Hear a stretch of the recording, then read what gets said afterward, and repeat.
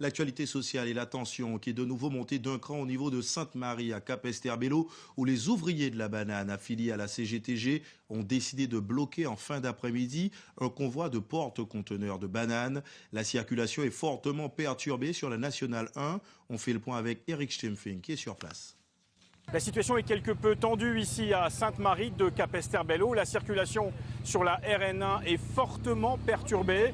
Là actuellement, les grévistes affiliés à la CGTG, qui font partie donc de la filière banane, ont mis en place un barrage filtrant à hauteur du pont de Sainte-Marie. Il y a environ 30 minutes, vers 17h30, 17h45, ils ont empêché le passage d'un premier convoi, un convoi composé de 5 camions semi-remorques, avec chaque fois à l'arrière un conteneur rempli de bananes. Ce convoi est bien sûr destiné à se rendre sur le terminal de Jarry à Bemao pour être embarqué sur un des navires de la CMA-CGM afin de rallier donc Dunkerque.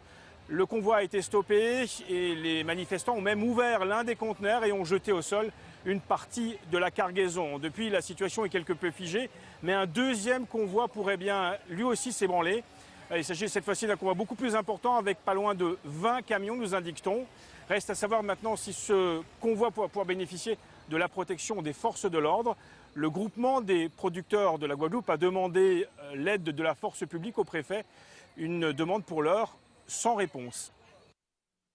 Et on vient d'apprendre que le convoi a pu passer sous la protection des gendarmes. On y reviendra dans nos éditions de demain. Ces quelques chiffres pour être complets. La banane représente 8% de la surface agricole utile, soit 2453 hectares. La Guadeloupe a exporté en 2014 73 500 tonnes de bananes, ce qui représente un chiffre d'affaires de 76,5 millions d'euros pour ce secteur qui prévoit de produire 100 000 tonnes en 2022.